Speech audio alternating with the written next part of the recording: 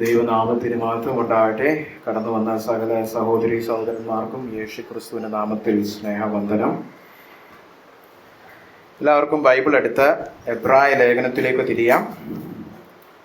എബ്രായ ലേഖനം അതിൻ്റെ അവസാനത്തെ അധ്യായം 13-ാം അധ്യായമാണ്. ഇന്നത്തെ വചന ശുശ്രൂഷയ്ക്കായിട്ട് ഞാൻ ഒരുങ്ങിയപ്പോൾ സാധാരണ പ്രസംഗിക്കുന്ന ഒരു രീതിയിലുള്ള ഒരു പ്രസംഗമല്ല ദൈവം എനിക്ക് നൽകിയിരിക്കുന്നത്. എൻ്റെ പ്രസംഗ ശുശ്രൂഷ കേട്ടിട്ടുള്ളവർക്കറിയാം, ഞാൻ ഉപദേശ ശുശ്രൂഷയ്ക്ക് ഊന്നൽ കൊടുക്കുന്ന ഒരു പ്രസംഗകനാണ്. അതുകൊണ്ട് തന്നെ പലപ്പോഴും നമ്മൾ ഒരു വേദഭാഗം എടുത്ത് വളരെ ആഴത്തിൽ ധ്യാനിക്കാൻ ശ്രമിക്കുകയാണ്. എന്നാൽ ഇന്ന് എനിക്ക് ദൈവം തന്നിരിക്കുന്ന വിഷയം നമ്മുടെ ഭൂമിയിലുള്ള ജീവിതത്തെക്കുറിച്ചാണ്. ഞാൻ അതിനെക്കുറിച്ച് അധികം പ്രസംഗിക്കുന്ന ഒരു പ്രസംഗകനല്ല. ദൈവം എനിക്ക് നൽകിയ വചനം അത് ദൈവം നൽകിയതായതുകൊണ്ട് ഞാൻ പ്രസംഗിക്കാം എന്ന് ഏറ്റുകൊണ്ട് വന്നു.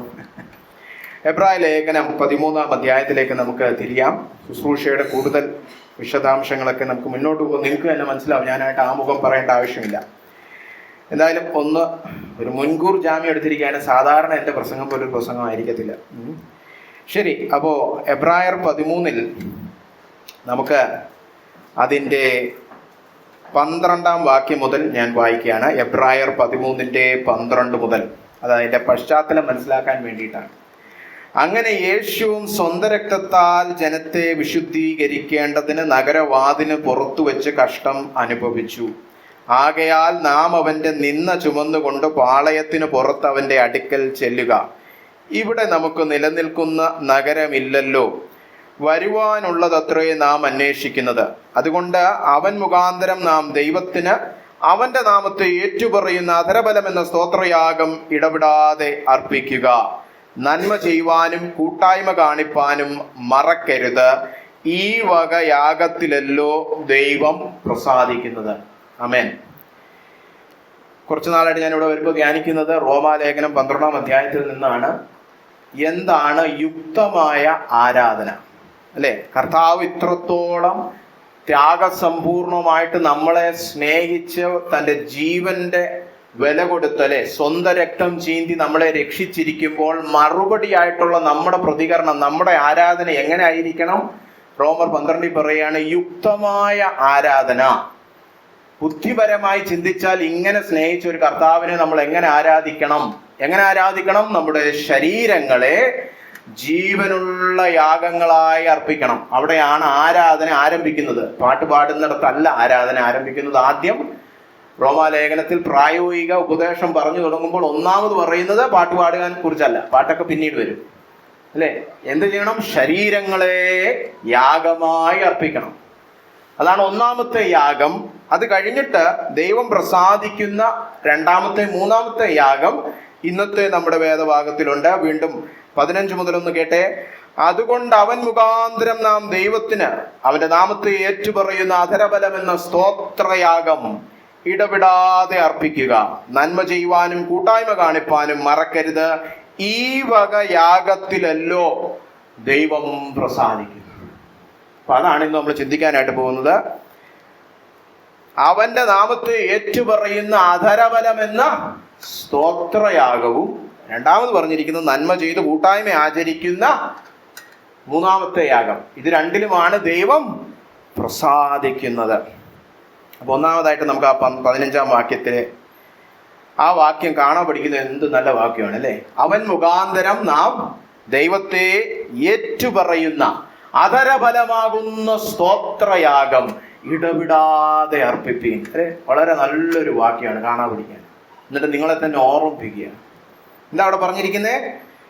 അതുകൊണ്ട്, എന്തുകൊണ്ട്? ഈ പറഞ്ഞതുപോലെ നമുക്കൊരു മഹാപുരോഹിതനുള്ളത് കൊണ്ട്. നമ്മുടെ മഹാപുരോഹിതൻ ആരാണ്? യേശുക്രിസ്തു. യേശുക്രിസ്തുവിലൂടെ നമുക്ക് ദൈവത്തിന്റെ അടുക്കൽ ചെല്ലുവാൻ കഴിയും, ദൈവത്തെ സേവിക്കുവാൻ കഴിയും. അങ്ങനെ ദൈവത്തെ യേശുക്രിസ്തുവിലൂടെ സേവിക്കാൻ കഴിയുന്നത് കൊണ്ട് നമ്മൾ എന്ത് ചെയ്യണം? നമ്മളെല്ലാവരും പുരോഹിത വർഗമാണ്. നമ്മൾ എന്ത് അർപ്പിക്കണം? യാഗങ്ങൾ അർപ്പിക്കണം. എന്ത് യാഗം?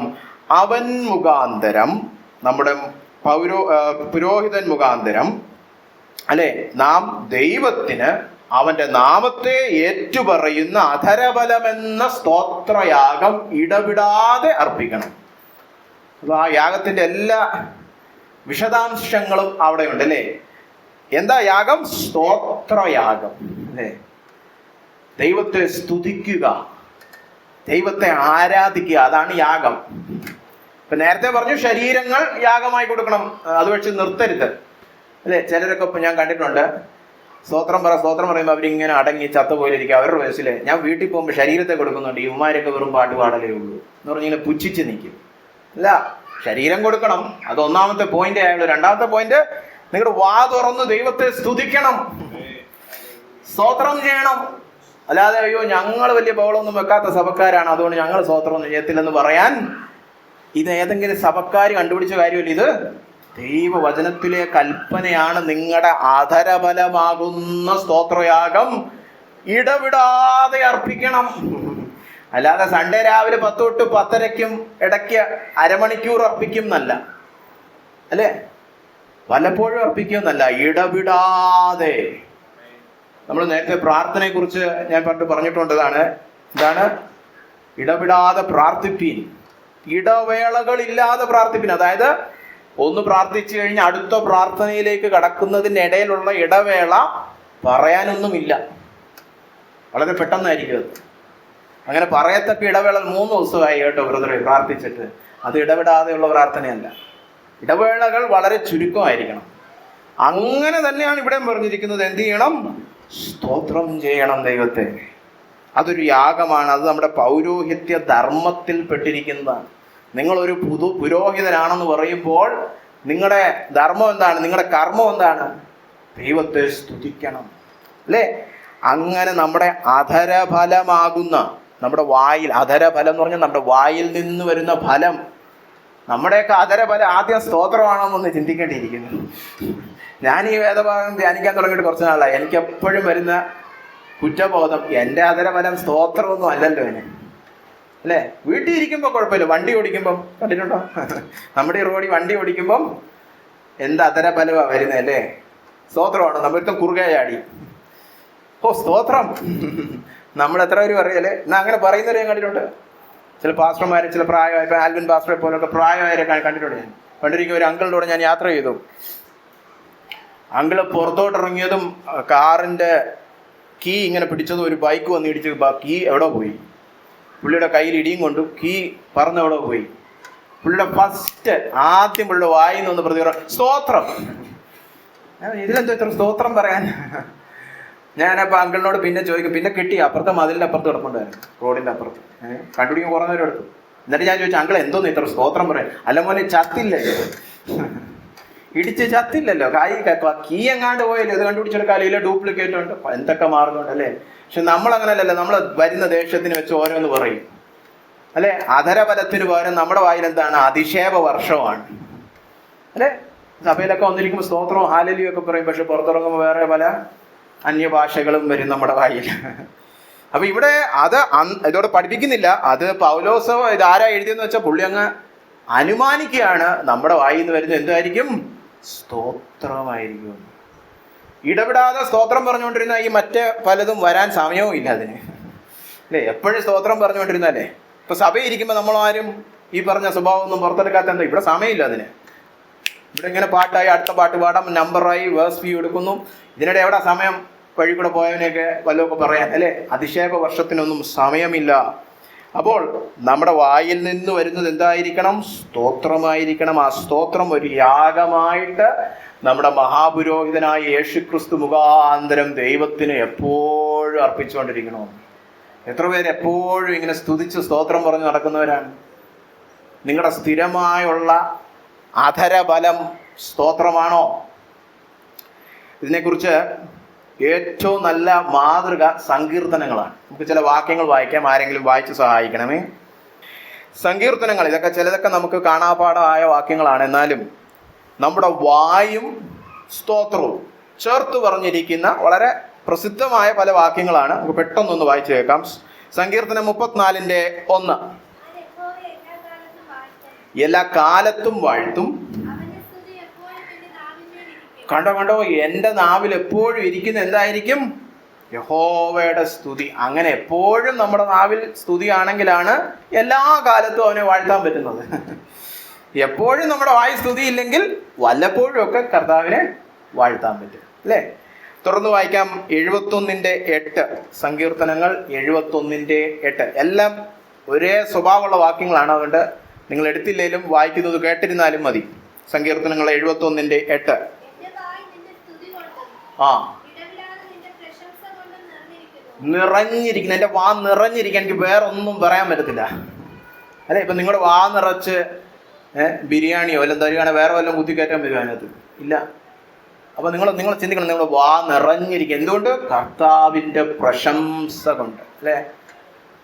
ഇപ്പൊ നിങ്ങളോട് പറയണം, ഒരു 5 മിനിറ്റ് മുമ്പിൽ വന്ന് മൈക്കെടുത്ത് കർത്താവിനെ ഒന്ന് പ്രശംസിക്കണം.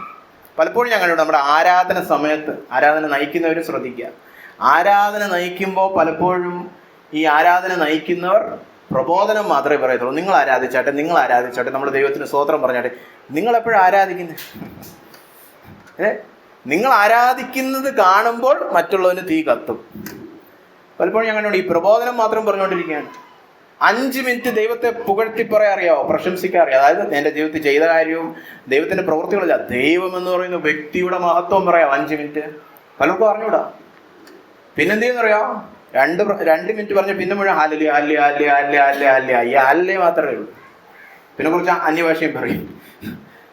അപ്പൊ നിങ്ങൾ പറഞ്ഞതൊക്കെ അന്യഭാഷയിലെ സ്തോത്രമായിരിക്കും, അത് ദൈവത്തിന് മനസ്സിലാവും. പക്ഷേ നിങ്ങൾക്ക് അറിഞ്ഞൂടാ. കാരണം എന്താ? ദൈവത്തെ പഠിക്കുന്നില്ല. ദൈവം എന്ന് പറഞ്ഞ വ്യക്തിയുമായിട്ട് സംസർഗമില്ല. അതാണ് ഈ സ്തോത്രം വരാത്തത്. ദൈവത്തെ അറിയണം, ദൈവത്തിന്റെ മഹത്വം, ദൈവത്തിന്റെ സൽഗുണങ്ങൾ, സ്വഭാവ സവിശേഷതകൾ, ദൈവത്തിന്റെ വഴികൾ. ദൈവം നിസ്തുല്യനാണ്, മഹോന്നതനാണ്, ഉന്നതനാണ്, ഏകനായ അത്ഭുതങ്ങൾ പ്രവർത്തിക്കുന്നവരാണ്. ഇങ്ങനെ സങ്കീർത്തനങ്ങളൊക്കെ എടുത്ത് വായിച്ച് ധ്യാനിക്കണം. ദൈവത്തെക്കുറിച്ച് പറഞ്ഞിരിക്കുന്ന വർണ്ണനകൾ, ദൈവത്തിന്റെ പ്രശംസകൾ. അങ്ങനെ പറയുമ്പോഴേ സ്തുതിക്കാൻ പഠിക്കത്തുള്ളൂ, അല്ലെ? ഇവിടെ എൻ്റെ വായ ഈ പ്രശംസ കൊണ്ട് നിറഞ്ഞിരിക്കുകയാണ്. 145:21. ആ, കേട്ടോ, എൻ്റെ വായ യഹോവയെ സ്തുതിക്കും, അല്ലേ? അവിടെ ഒരു തീരുമാനമൊക്കെ എടുത്ത് പറയുന്ന പോലെയാണ്. എന്നിട്ട് എന്നെ കേട്ട എല്ലാ ലോകവും വാഴ്ത്തട്ടെ. ചെറിയ കാര്യമൊന്നുമല്ല അവിടെ പറയുന്നത്. എൻ്റെ സ്തുതി ഈ ലോകം മുഴുവൻ ഏറ്റെടുക്കട്ടെ. 63:3 മുതൽ 6. 63:3 മുതൽ 6 ഈ വാക്യങ്ങളിലെല്ലാം നിങ്ങൾ കണ്ടോ? കർത്താവിനെ സ്തുതിക്കുക, കർത്താവിന്റെ നാമം സ്തുതിക്കപ്പെടട്ടെ, അങ്ങനല്ല, എൻ്റെ വായുമായിട്ട് ചേർത്ത് പറഞ്ഞിരിക്കുകയാണ്. അധരഫലമെന്ന സ്തോത്രയാഗം, അതാണ് ഇവിടെ ചൂണ്ടിക്കാണിക്കുന്നത്. നമ്മുടെ വായുമായിട്ട് ബന്ധപ്പെടുത്തിയാണ് ഈ വാക്യങ്ങളെല്ലാം. 63:3 മുതൽ 6.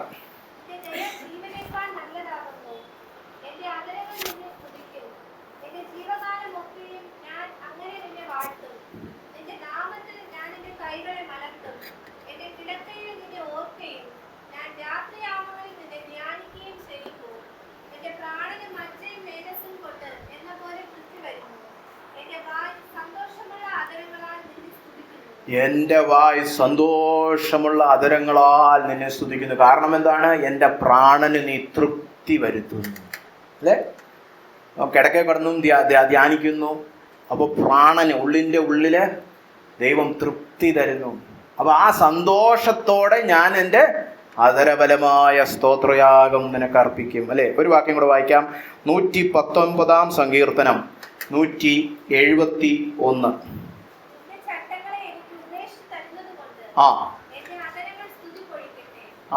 ഇതെത്ര പേര് ചെയ്യാറുണ്ട്? എനിക്ക് വചനം നീ പഠിപ്പിച്ചു തരുന്നത് കൊണ്ട് ഞാൻ നിന്നെ സ്തുതിക്കും, അല്ലെ?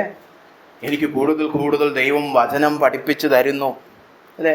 എല്ലാ പ്രസംഗവും കഴിഞ്ഞിട്ട് നിങ്ങൾ ഇതാണോ പറയുന്നത്? ബിരിയാണി കഴിക്കുന്നതിന് മുമ്പേ, ദൈവം എനിക്ക് എല്ലാം നല്ല വചനമൊക്കെ പഠിപ്പിച്ചു തരുന്നതുകൊണ്ട് ഞാൻ ദൈവത്തെ ഇടപെടാതെ സ്തുതിക്കുമെന്ന്. കണ്ടോ? അപ്പൊ എത്ര വാക്യങ്ങൾ നമ്മൾ കണ്ടു. ഇനി ഒരുപാട് വാക്യങ്ങളുണ്ട്.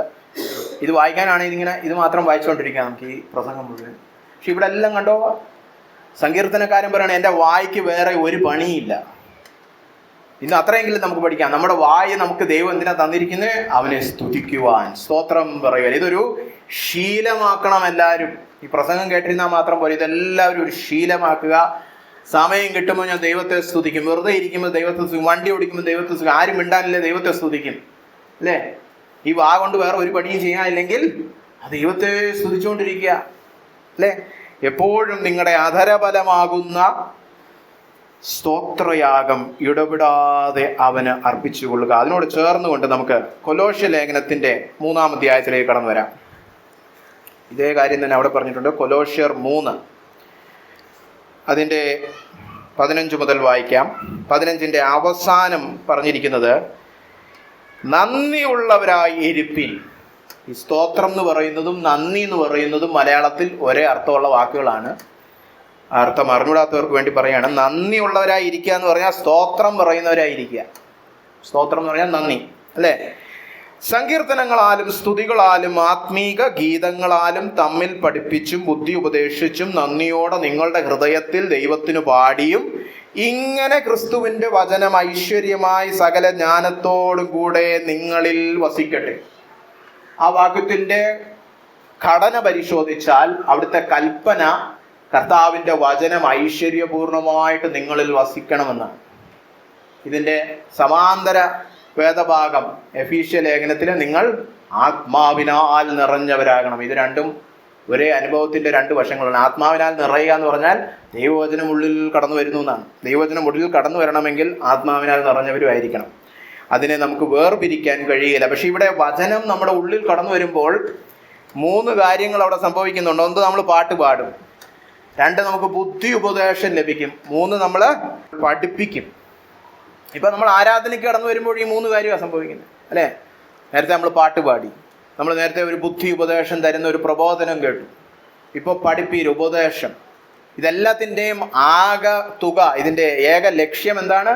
വചനമുള്ളിൽ ഐശ്വര്യപൂർണ്ണം വസിക്കണം.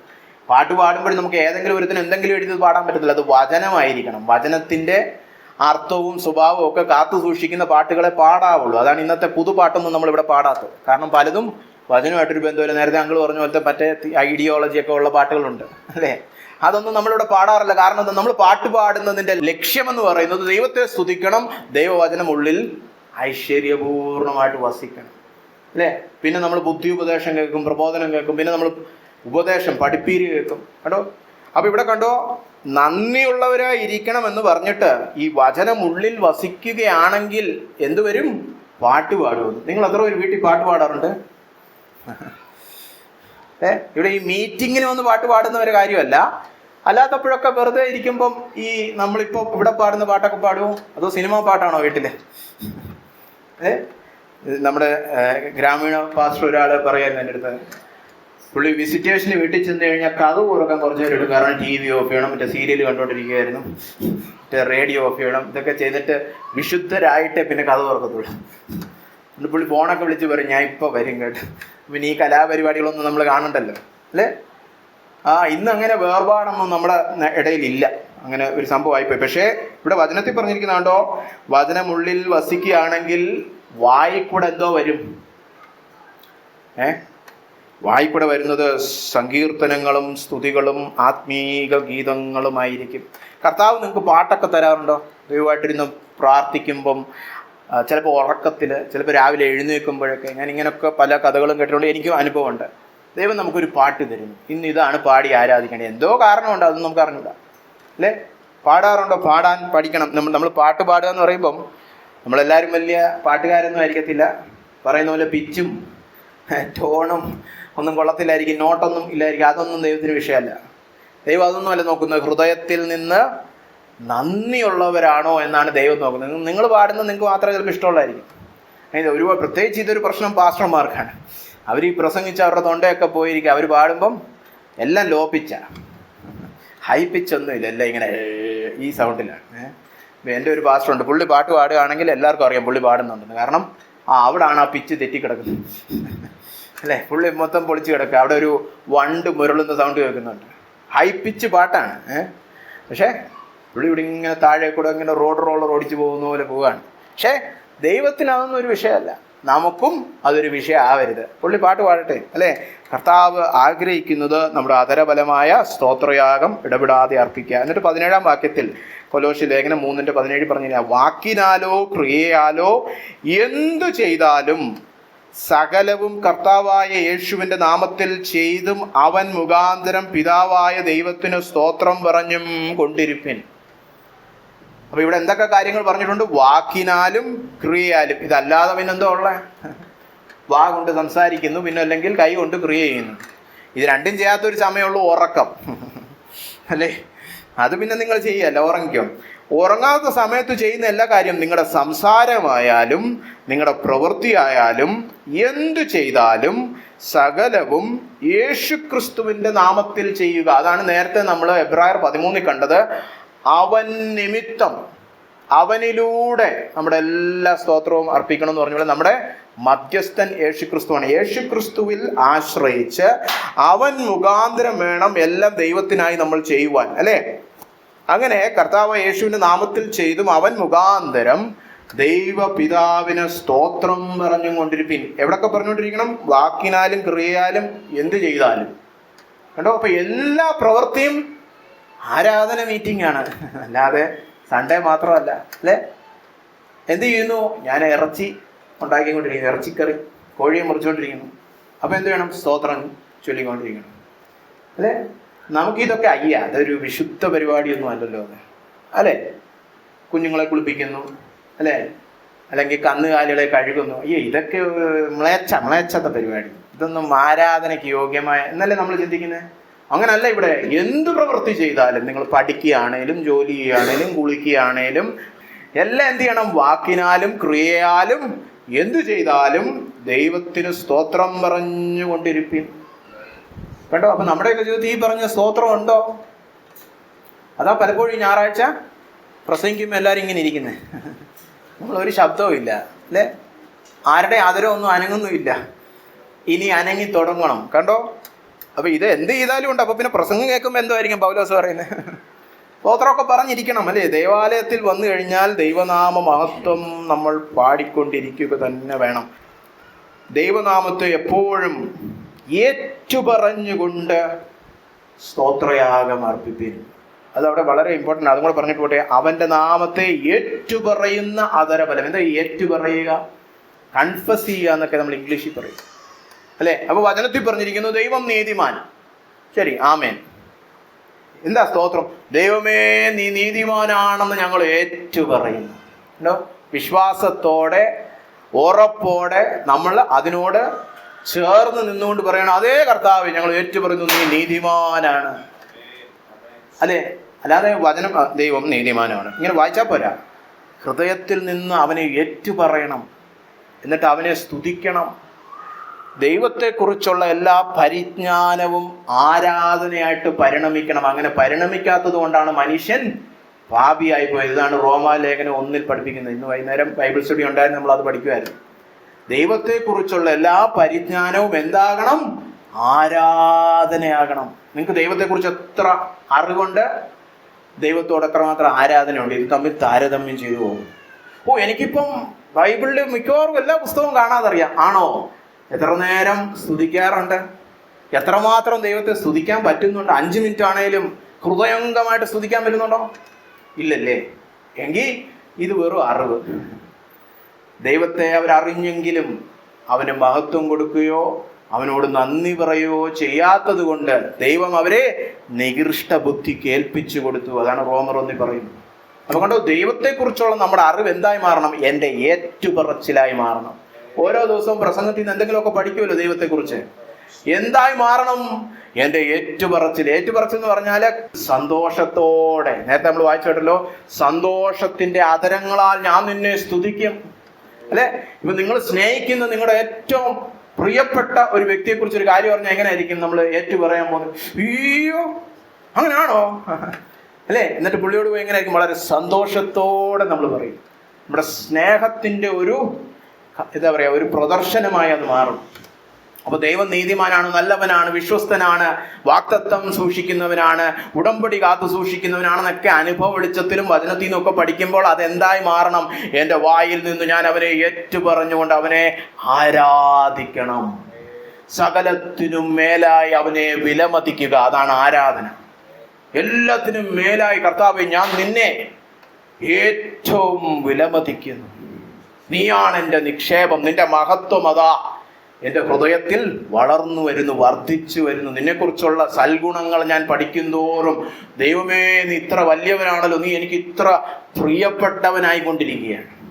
അതാണ് ആരാധന. അതെപ്പോ ചെയ്യണം? പലപ്പോഴും അല്ല, ഇടപെടാതെ ചെയ്തുകൊണ്ടിരിക്കണം. അപ്പൊ എപ്പോഴും നമ്മൾ സ്തുതിച്ചാലുള്ള ഗുണം എന്താ അറിയോ? എപ്പോഴും ദൈവ സാന്നിധ്യത്തിൽ നടക്കും. പലപ്പോഴും മീറ്റിംഗ് വന്നു, നല്ല ആഴമേറിയ ഒരു ദൈവ സാന്നിധ്യമായിരുന്നു. പിന്നെ ബ്രദറെ ട്യൂസ്ഡേ ആയപ്പോഴത്തെ എല്ലാം പോയി, പിന്നെ പഴയ പോലെ ആയി. എന്താ പറ്റി? ഈ സ്തോത്രം നിർത്തി. നിങ്ങൾ ദൈവമായിട്ടുള്ള അടുപ്പം വിട്ടുപോയി. എപ്പോഴും കർത്താവിനെ സ്തുതിച്ചു സ്തോത്രം പറഞ്ഞ് ജീവിക്കുന്നവർ എപ്പോഴും കർത്താവിന്റെ സന്നിധി നടക്കുന്നവരായിരിക്കും. ഇന്ന് നമ്മൾ പാട്ട് പാടിയല്ലോ അല്ലെ, യേശുവിന്റെ സന്നിധിയിൽ എന്നും എന്താ ഞാൻ ഗീതങ്ങൾ പാടുമെന്നോ? അത് തന്നെ ഇന്നത്തെ പ്രസംഗം. ശരി, അങ്ങനെ പാട്ട് പാടുന്നതിനെ കുറിച്ച് അവിടെ പറഞ്ഞതിന് ശേഷം ഇടപെടാതെ അർപ്പിക്കുക എന്ന് പറഞ്ഞിട്ട് 16-ാം വാക്യത്തിൽ പറയുകയാണ്, നന്മ ചെയ്യുവാനും കൂട്ടായ്മ കാണിപ്പാനും മറക്കരുത്. ഇവിടെ നന്മ ചെയ്യുവാനും കൂട്ടായ്മ കാണിപ്പാനും എന്ന് പറയുമ്പോൾ ഈ കൂട്ടായ്മ എന്ന് പറയുന്ന വാക്കിന് പല അർത്ഥങ്ങളുണ്ട്. അതിൻ്റെ ആത്യന്തികമായ അർത്ഥം അല്ലെങ്കിൽ ഒരു അടിസ്ഥാനപരമായ അർത്ഥം എന്ന് പറഞ്ഞാൽ പങ്കുവെക്കൽ എന്നാണ് അല്ലേ. ഇപ്പൊ നമുക്ക് എല്ലാവർക്കും യേശു ക്രിസ്തുവിൽ കൂട്ടായ്മയുണ്ട്. അത് നിങ്ങൾ സംസാരിക്കാത്ത ബ്രദർ ആണേലും സിസ്റ്റർ ആണേലും നമുക്ക് കൂട്ടായ്മയുണ്ട്. കാരണം എന്താണ്? നമ്മൾ യേശു ക്രിസ്തുവിനെ പങ്കുവെക്കുന്നവരാണ്. നമ്മളെല്ലാവരോടും ദൈവപിതാവ് യേശു ക്രിസ്തുവിനെ പങ്കുവെച്ചിരിക്കുന്നത്, നമ്മളെല്ലാം അതിൻ്റെ ഭാഗമാണ് അല്ലേ. എന്ന് പറയുന്നത് പോലെ പുതിയ നിയമത്തിൽ പ്രത്യേകിച്ച് അപ്പോസ്തല പ്രവൃത്തികളിലൊക്കെ നമ്മൾ വായിക്കുമ്പോൾ കൂട്ടായ്മ എന്നുള്ള വാക്കിൻ്റെ അർത്ഥം നമുക്കുള്ളതെല്ലാം നമ്മൾ മറ്റുള്ളവർക്ക് പങ്കുവെക്കുക. അത് സാമ്പത്തികമാകാം, ഭൗമികമാകാം, എന്തുമാകാം. അതിനും കൂട്ടായ്മ എന്നാണ് പറയുന്നത്. അത് കൂടുതൽ മനസ്സിലാക്കാനായിട്ട് നമുക്ക് ഫിലിപ്പ് ലേഖനത്തിലേക്ക് നമ്മൾ ശ്രദ്ധ വന്നിരിക്കാം. എല്ലാവരും ഫിലിപ്പ് ലേഖനം 4-ാം അധ്യായത്തിലേക്ക് ഒന്ന് കടന്നു വരിക. ഫിലിപ്പ് ലേഖനം 4-15 മുതൽ ഞാൻ വായിക്കട്ടെ. ഫിലിപ്പ്യരെ, സുവിശേഷ ഘോഷണത്തിൻ്റെ ആരംഭത്തിൽ ഞാൻ മക്കദോനിയയിൽ നിന്ന് പുറപ്പെട്ടാറെ നിങ്ങൾ മാത്രമല്ലാതെ ഒരു സഭയും വരവ് ചെലവ് കാര്യത്തിൽ എന്നോട് കൂട്ടായ്മ കാണിച്ചില്ല എന്ന് നിങ്ങളും അറിയുന്നു. അപ്പോൾ നമുക്കറിയാം, പൗലോസ് ശുശ്രൂഷ ചെയ്തപ്പോൾ ഒരു വ്യത്യാസമുണ്ട്. ഇന്നത്തെ പല ശുശ്രൂഷകരെയും പോലല്ല. പൗലോസ് ഒരു സഭയിൽ നിന്നും ഒരു പൈസയും ചോദിക്കത്തില്ല. പൗലോസ് കൂടാരപ്പണിയൊക്കെ ചെയ്ത് സ്വന്തമായിട്ട് തന്നെ തനിക്ക് ആവശ്യമായതെല്ലാം അതിൽ നിന്ന് എന്താ പറയുക ഒരുക്കും. തെസ്സലോനിയ ലേഖനത്തിൽ പറഞ്ഞിട്ട് എനിക്കും എൻ്റെ വേലക്കാർക്കും വേണ്ടതും ഞാൻ തന്നെ ഉണ്ടാക്കിയെന്ന്. ഞാൻ നിങ്ങളുടെ ഒന്നും ഒരു പൈസ പോലും എടുക്കത്തില്ല. ഞാൻ അധ്വാനിക്കുന്നവനാണ്. അല്ലാതെ പൂർണ്ണസമയ ശുശ്രൂഷകനെ പിന്നെ അധ്വാനം ഒന്നും ചെയ്യത്തില്ല, ഒരു മടിയനായിരിക്കും എന്ന് ചിന്തിക്കുന്ന പലരുമുണ്ട്. അങ്ങനല്ല അപ്പോസ്തലൻ. പക്ഷേ ഈ സഭ, ഫിലിപ്പ്യ സഭ വ്യത്യസ്തമാണ്. അവർ പക്ഷേ അങ്ങനെ ഇങ്ങനെ വാങ്ങിക്കത്തൊന്നും ഇല്ലെന്നൊന്നും പറഞ്ഞിട്ടൊന്നും കാര്യമില്ല, ഞങ്ങൾ കൊടുക്കും അല്ലേ. അവരങ്ങനെ ആയിരുന്നു. പൗലോസ് ചിലപ്പോൾ വാങ്ങിക്കത്തൊന്നും ഇല്ലായിരിക്കും, പക്ഷെ ചോദിക്കണ്ട, ഞങ്ങൾ കൊടുക്കും അല്ലേ.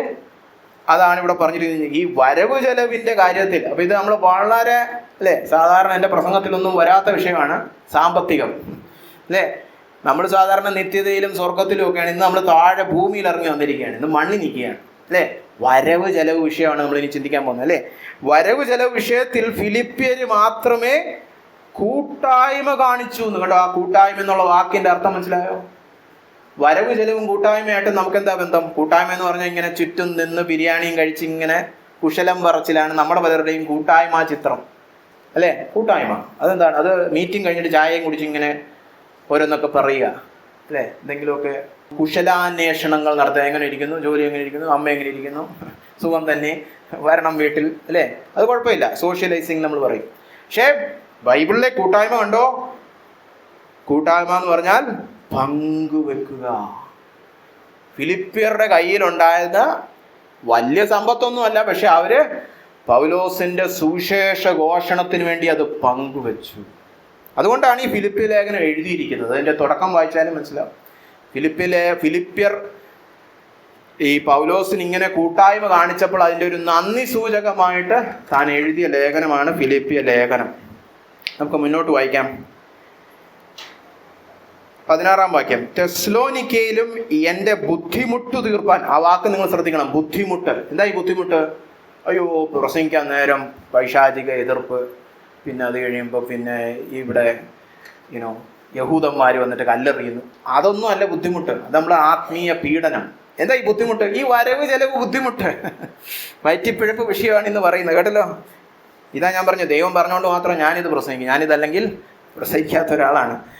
അപ്പോൾ എൻ്റെ ബുദ്ധിമുട്ട്, ഈ ബുദ്ധിമുട്ട് എന്നുള്ള വാക്ക് ഈ വാക്യത്തിന്റെ പശ്ചാത്തലത്തിൽ നമ്മൾ ചിന്തിക്കണം. കാരണം ഈ ബുദ്ധിമുട്ട് ഇനിയും വരും ഈ വേദഭാഗത്തിന്റെ അവസാനം. അപ്പോൾ എൻ്റെ ബുദ്ധിമുട്ട് തീർപ്പാൻ നിങ്ങൾ 1-2 വട്ടം അയച്ചു തന്നുവല്ലോ. അപ്പോൾ ഒരു പ്രാവശ്യമൊന്നുമല്ല, ബ്രദറെ പിടിച്ചോ ഒരു പ്രാവശ്യം പേരിന്, അങ്ങനല്ല. പിന്നെയും പിന്നെയും പൗലോസിനെ കുറിച്ച് അവർക്ക് ആദിയാണ്. ഈ മനുഷ്യൻ ഈ ശുശ്രൂഷയുടെ ഇടയിൽ എവിടെ പോയി കൂടാരം പണിയാന്? പുള്ളി ഇത്രയും കഷ്ടപ്പെട്ട് ശുശ്രൂഷ. അങ്ങനെ ഞാൻ കണ്ടിട്ടുണ്ട്. ഈ ശരിക്കും 1 കൊരിന്ത്യർ 12 പറഞ്ഞിരിക്കുന്ന സഹായം എന്ന് പറയുന്ന ഒരു കൃപാവരമുണ്ട്, വളരെ വിരളമാണ്. അത് ഉള്ള ചില സഹോദരന്മാരെ ഞാൻ കണ്ടിട്ടുണ്ട്. അവരുടെ അടുത്ത് പോയി കഴിഞ്ഞാൽ പിന്നെ അവർക്ക് ഇങ്ങനെ സഹായിച്ചുകൊണ്ടിരിക്കണം. അയ്യോ അത് ശരിയല്ലല്ലോ ബ്രദറെ. ഞാൻ പറയും, ഞാൻ ബൈക്കിലാണ് ഞാൻ സഭയിൽ പോകും. അയ്യോ ബൈക്കിൽ എങ്ങനെ സഭയിൽ പോകും? എന്താ ബൈക്കിൽ സഭയിൽ നിന്ന് പോകാൻ പറ്റില്ല? അവർ അയ്യോ പറ്റുന്നില്ല, കാറിലേ പോകാം, കാറ് വാങ്ങിച്ചു തരട്ടെ. അപ്പൊ അവർക്ക് നമ്മൾ പോകുന്ന എന്ത് ബുദ്ധിമുട്ടും അവർ പോകുന്ന പോലെയാണ്. അതാണ് അവർക്ക് ഭയങ്കര ദൈവസ്നേഹമാണ്. ഇവിടെ ബൈക്കിൽ നിന്ന് കാറിൽ പോകണം എത്ര ലക്ഷം രൂപ ആവും? അതൊന്നും അല്ല അവർ ചെയ്യുന്നത്. ലക്ഷമൊക്കെ പോട്ടെ, അവർക്ക് നിങ്ങൾ സഹായിക്കപ്പെടണമെന്നാണ്. അത് യേശുക്രിസ്തുവിന്റെ ഒരു സ്വഭാവം അവർക്ക് കിട്ടിയിരിക്കുകയാണ്, അല്ലേ? മറ്റുള്ളവരെ എങ്ങനെ സഹായിക്കുക, അതാണ് കൂട്ടായ്മ ബന്ധം. കണ്ടോ, 1-2 വട്ടമൊക്കെ എൻ്റെ ബുദ്ധിമുട്ട് തീർപ്പാൻ നിങ്ങൾ അയച്ചു തന്നു. ഞാൻ ദാനം ആഗ്രഹിക്കുന്നില്ല. ഇതൊക്കെ പറയുന്നത് എന്തെങ്കിലും കിട്ടാൻ വേണ്ടിയിട്ടല്ല കേട്ടോ. ഞാനിതല്ലേ വീണ്ടും എനിക്കൊരു 3ാമത്തെ പ്രാവശ്യം 1-2 ഒക്കെ ആയാലും 3 കൂടെ അയച്ചേരേ എന്ന് പറയാൻ വേണ്ടിയിട്ട് ഈ കള്ള ഫണ്ട് റൈസിങ് പരിപാടി അല്ല ഫിലിപ്പിയ ലേഖനം. അതുകൊണ്ട് എനിക്ക് കിട്ടാൻ വേണ്ടിയിട്ടല്ല. പക്ഷെ ഞാൻ നിങ്ങളെക്കുറിച്ച് ആലോചിക്കുമ്പോൾ 17-ാം വാക്യത്തിന്റെ താഴെ നിങ്ങളുടെ കണക്കിലേക്ക് ഏറുന്ന പ്രതിഫലമത്രേ. നിങ്ങൾ ഇങ്ങനെ കർത്തൃദാസനെ സേവിച്ചാൽ നിങ്ങൾക്ക് എന്തുമാത്രം പ്രതിഫലം ദൈവം തരും എന്ന് ഓർക്കുമ്പോൾ ഞാൻ സന്തോഷിക്കാം. അല്ല, എനിക്കിപ്പോൾ കിട്ടേണ്ട ആവശ്യമൊന്നുമില്ല. കാരണം വിശ്വാസത്താൽ ശുശ്രൂഷ ചെയ്യുന്ന ആളാണ്. എനിക്കിപ്പോൾ നിങ്ങൾ അയച്ചില്ലേലും ഞാൻ ശുശ്രൂഷിക്കും. പൗലോസിന് ഫിലിപ്പിയരുടെ സഹായമൊന്നും വേണമെന്നില്ല. അതാണ് പൗലോസ് ഇന്നത്തെ പല ശുശ്രൂഷകന്മാരും തമ്മിലുള്ള വ്യത്യാസം. ഇന്നത്തെ പല ശുശ്രൂഷ തരണം എന്ന് പറയും. ഈ പുള്ളി തരണമെന്നില്ല, തന്നു കഴിഞ്ഞാൽ അയ്യോ സന്തോഷം. കണ്ടോ, പുള്ളി പറയുന്നത് നിങ്ങൾക്കുള്ള പ്രതിഫലം വർദ്ധിക്കുന്നു. നിങ്ങളുടെ കണക്കിലേക്ക് ദൈവം പ്രതിഫലം എഴുതി വെക്കും, അല്ലേ? കർത്താവായ യേശുക്രിസ്തു പഠിപ്പിച്ചല്ലോ, വിശ്വാസിയായ ഒരു ദൈവവൈതലായ ഒരു വ്യക്തിക്ക് നമ്മൾ വെറും ഒരു തംബ്ലാറിൽ വെള്ളം കൊടുത്താൽ നിങ്ങൾ പ്രതിഫലം നഷ്ടപ്പെടത്തില്ല. അപ്പോഴാണ് പൈസ വേറെ പലരും സുവിശേഷത്തിന് വേണ്ടി കൊടുക്കുന്നല്ലേ. അപ്പം എന്തോ പ്രതിഫലമായിരിക്കും. പച്ചവെള്ളം പോലും കർത്താവ് എഴുതി വെക്കും. താണ്ടേ 3 മണിക്ക് ഇവിടെ വെച്ച് താണ്ടി ഇവന് പച്ചവെള്ളം കൊടുത്തു. അതൊന്നും നഷ്ടപ്പെട്ടു പോകും. നമുക്കൊക്കെ പച്ചവെള്ളത്തിൽ കൂടുതൽ കിട്ടിയിട്ടില്ലേ? എന്തൊക്കെ കിട്ടിയിരിക്കുന്നല്ലേ. അപ്പൊ നിങ്ങൾക്ക് ഈ കൊടുത്തവർക്കൊക്കെ പ്രതിഫലം മടക്കി കിട്ടുമെന്നാണ് കർത്താവ് പറയുന്നത്, അല്ലേ? 18-ാം വാക്യം, ഇപ്പോൾ എനിക്ക് വേണ്ടുന്നതെല്ലാം ഉണ്ട്. ഇനി നിങ്ങൾ അയക്കൊന്നും വേണ്ട, ഞാൻ അതിന് വേണ്ടിയിട്ടൊന്നും അല്ലേ എഴുതുന്നു, അല്ലേ? കാരണം എനിക്ക് സമൃദ്ധമായിരിക്കുന്നു. നിങ്ങൾ അയച്ചു തന്നത് സൗരഭ്യവാസനയായി ദൈവത്തിനു പ്രസാദവും സുഗ്രാഹ്യവുമായ യാഗമായി എപ്പഫ്രോദിത്തോസിന്റെ കയ്യാൽ ഞാൻ പ്രതിഗ്രഹിച്ച് തൃപ്തനായിരിക്കുന്നു. അതുകൊണ്ടാണ് ഈ വേദഭാഗം വായിച്ചത്. ഈ വാക്യം എബ്രായ ലേഖനത്തിൽ എന്താ പറഞ്ഞത്? നന്മ ചെയ്യുവാനും കൂട്ടായ്മ ആചരിക്കുവാനും മറക്കരുത്, കാരണം ഈ വക യാഗങ്ങളാൽ. കൂട്ടായ്മ കാണിക്കുമ്പോൾ അതിനെ ദൈവം വിളിക്കുന്നത് യാഗം. ഇവിടെ ഫിലിപ്പി ലേഖനത്തിലും കണ്ടോ, ഫിലിപ്പിയർ പൗലോസിനെ സഹായിക്കാൻ വേണ്ടി കൂട്ടായ്മ കാണിച്ചപ്പോൾ പൗലോസ് വിളിക്കുകയാണ്, അത് എന്താണ്? സൗരഭ്യവാസനയുള്ള ദൈവത്തിനു പ്രസാദവും സുഗ്രാഹ്യവുമായ യാഗമാകുന്നു. അപ്പോ ദൈവത്തെ സ്തുതിക്കുക നമ്മുടെ ആദരങ്ങളെ കൊണ്ട്. അതോടൊപ്പം തന്നെ മറ്റുള്ളവർക്ക്, പ്രത്യേകിച്ച് സാധുക്കൾക്കും പിന്നെ ശുശ്രൂഷകന്മാർക്കും ഒക്കെ വേണ്ട സഹായം ചെയ്തു കൊടുക്കുന്നതും എന്താണ്? യാഗമാണ്. അതും പൗരോഹിത്യ ധർമ്മമാണ്. കേട്ടോ, ദൈവം അങ്ങനെയാണ് കാണുന്നത്. 2 ദൈവവചനത്തിൽ അങ്ങനെ തന്നെ എഴുതി വച്ചിരിക്കുന്നു. അങ്ങനെ ഞാൻ അതെല്ലാം കൈപ്പറ്റി തൃപ്തനായിരിക്കുന്നു. തുടർന്ന് വായിക്കാം 19-ാം വാക്യം. അപ്പം നിങ്ങളുടെ കാര്യമോ, നിങ്ങളിതെല്ലാം തന്ന് ദരിദ്രരായെങ്കിൽ എൻ്റെ ദൈവമോ നിങ്ങളുടെ ബുദ്ധിമുട്ടൊക്കെയും മഹത്വത്തോടെ തൻ്റെ ധനത്തിനൊത്തവണ്ണം ക്രിസ്തുയേശുവിൽ പൂർണ്ണമായും തീർത്തു തരും. അപ്പോൾ അവിടെ ഈ ബുദ്ധിമുട്ടെന്നുള്ള വാക്ക് നമ്മൾ നേരത്തെ കണ്ട ബുദ്ധിമുട്ടുമായിട്ട് ചേർത്ത് വായിക്കണം, അല്ലേ? പൗലോസ് നേരത്തെ പറഞ്ഞല്ലോ, എൻ്റെ ബുദ്ധിമുട്ട് തെസ്സലോനിക്കയിൽ വെച്ച് 16-ാം വാക്യത്തിൽ എൻ്റെ ബുദ്ധിമുട്ട് തീർപ്പാൻ നിങ്ങൾ 1-2 വട്ടം അയച്ചു തന്നു. അപ്പൊ ആ ബുദ്ധിമുട്ട് തന്നെ ഇവിടെയും പറയുന്ന ബുദ്ധിമുട്ട്. എന്ത് മുട്ടായത്? വരവ് ചെലവിന്റെ ബുദ്ധിമുട്ടുകൾ. അപ്പൊ ഇവിടെ വരവ് ചെലവിന്റെ ബുദ്ധിമുട്ടൊക്കെ അനുഭവിക്കുന്നവർ കാണുമല്ലോ. നിങ്ങൾക്കുള്ള വാഗ്ദത്തമാണിത്. പൗലോസ് പറയാണ്, എൻ്റെ ദൈവമോ നിങ്ങളുടെ ബുദ്ധിമുട്ടൊക്കെയും മഹത്വത്തോടെ തൻ്റെ ധനത്തിനൊത്തവണ്ണം ക്രിസ്തയേശുവിൽ പൂർണ്ണമായും തീർത്തു തരും. അല്ലേ? അപ്പൊ ഇന്ന് നമ്മൾ പ്രബോധനത്തിൽ കേട്ടതേ ഉള്ളൂ, പ്രോസ്പെരിറ്റി ഗോസ്പൽ ഒന്നും പ്രസംഗിക്കരുത്. ഇത് പ്രോസ്പെരിറ്റി അല്ല, ഇത് വചനത്തിലുള്ളതാണ്. എന്താണ് പറഞ്ഞിരിക്കുന്നത്? ബുദ്ധിമുട്ട് മാറ്റുന്ന ഒരു ദൈവമുണ്ട്. അല്ലേ? എങ്ങനെ മാറ്റുന്നേ? തൻ്റെ ധനത്തിനൊത്തവണ്ണം. കേട്ടോ? അപ്പൊ അത് ആ ബാങ്ക് ബാലൻസ് ഒന്ന് ചിന്തിക്കണം. തൻ്റെ ധനത്തിനൊത്തവണ്ണം ക്രിസ്തയേശുവിൽ പൂർണ്ണമായും തീർത്തു തരും.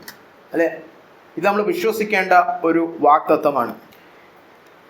ഈ വിഷയത്തിൽ ഞാൻ സാധാരണ പറയാത്ത ഒന്ന് രണ്ട് കാര്യങ്ങൾ പറയട്ടെ. ഞാൻ രക്ഷിക്കപ്പെട്ടത് നിങ്ങൾക്ക് എല്ലാവർക്കും അറിയാമല്ലോ. ഒറ്റയ്ക്ക് വചനം വായിച്ചാണ് രക്ഷിക്കപ്പെട്ടത്. ആദ്യത്തെ 3 വർഷം ഒരു വിശ്വാസിയും കണ്ടിട്ടില്ല. പിന്നീട് കണ്ട വിശ്വാസി വഴി സഭയിൽ പോയത് രഹസ്യമായിട്ടാണ്. കുറെ കാലം രഹസ്യം, അതായത് എല്ലാ ഞായറാഴ്ച ഒന്നും പോകാൻ പറ്റത്തില്ല. പറ്റുകയാണെങ്കിൽ തന്നെ തിരിച്ച് വീട്ടിൽ കയറുന്നത് വളരെ പ്രയാസമുള്ള കാര്യമാണ്. അപ്പോൾ ക്രിസ്തീയ ജീവിതത്തിന് ആവശ്യമായ ഒരു കാര്യത്തിനും വീട്ടിൽ നിന്ന് ഒരു രീതിയിലുള്ള വരവ് ചെലവും കിട്ടാൻ പോകുന്നില്ല. ഒരു പുസ്തകം വായിക്കണം, ഒരു ബൈബിള് വായിക്കണേ പോലും വകുപ്പില്ല. മാത്രമല്ല അന്ന് ഇന്നത്തെ പോലെ പിള്ളേർക്ക് പോക്കറ്റ് മണിയൊന്നുമില്ല. അല്ലേ? എന്തെങ്കിലും വല്ല 10-20 രൂപ കാണും, മറ്റേ ബസ്സിൽ കയറി കോളേജിൽ പോകും, അത്ര തന്നെ. അല്ലേ? അപ്പോൾ അന്ന് മുതൽ തന്നെ ദൈവം പഠിപ്പിച്ചൊരു പാഠമാണ്, കർത്താവിൽ വിശ്വസിച്ചാൽ മതി.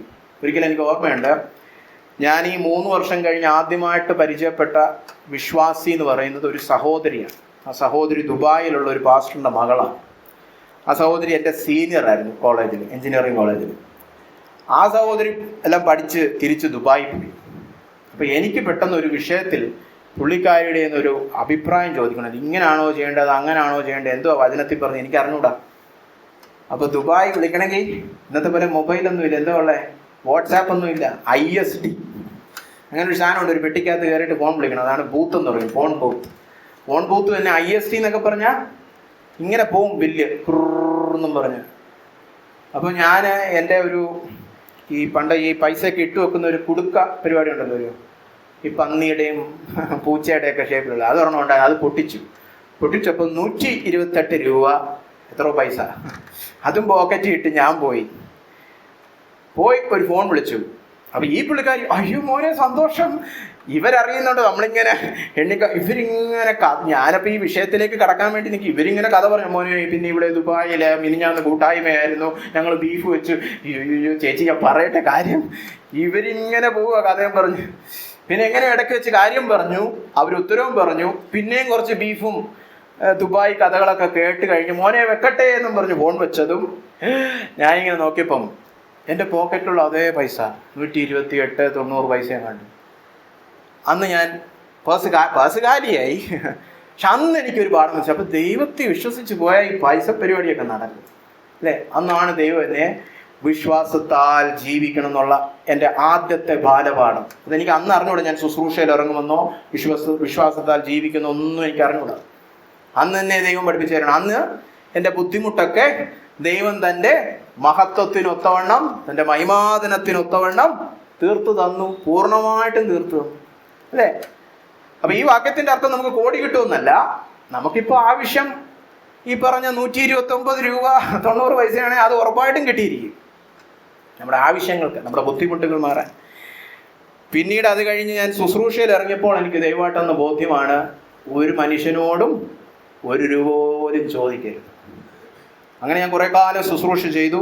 ഞാൻ IT ജോലിയിൽ നിന്ന് ഇറങ്ങി വന്നതായതുകൊണ്ട് കുറച്ച് സേവിങ്സ് ഉണ്ടായിരുന്നു, അതുകൊണ്ട് നടന്നു. അല്ലേ?